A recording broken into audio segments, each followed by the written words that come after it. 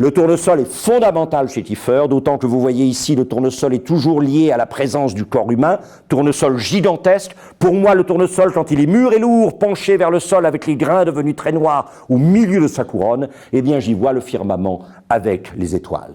Et là, ça n'est pas du côté de Van Gogh, même s'il rend hommage à Van Gogh, que Kiefer va aller chercher son tournesol. Il va aller le chercher à nouveau chez un complet inconnu, Robert Flood, mathématicien, scientifique, et probablement alchimiste du XVIIe siècle britannique. Vous voyez ici un tournesol avec ses grains noirs dédiés à For Robert Flood. Et Anselm Kiefer vous dit, Robert Flood a établi une conjonction précise entre les étoiles et les plantes. Selon lui, il n'y a pas une seule plante sans une étoile qui lui corresponde dans le ciel. C'est une très belle idée. Toutes les choses sont reliées entre elles sur la Terre, mais aussi dans le cosmos. Ça, c'est fondamental. Toute la science moderne nous a appris que le monde existe sans l'homme.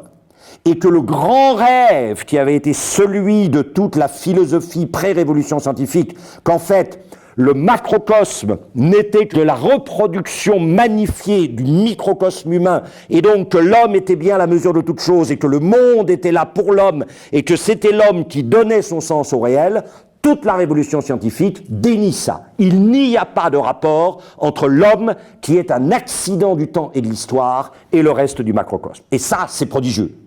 Très probablement Kiefer en est convaincu scientifiquement, ça ne l'empêche pas poétiquement d'essayer à toute force de prouver que le sens du monde, c'est la présence de l'homme en lui. Et que l'homme détient par la parole le discours qui fait le sens du monde. D'où alors, vous voyez cette chose magnifique, qui est cet homme, évidemment, sous ces immenses tournesols devenus étoiles, qui font que la Terre et le monde, le cosmos, c'est une seule et même chose dont l'homme est finalement celui qui détient le sens. C'est dans la conscience humaine que le sens du rapport entre microcosme et macrocosme, entre Terre et cosmos est établi, alors que toute la science nous dit que non, bien sûr.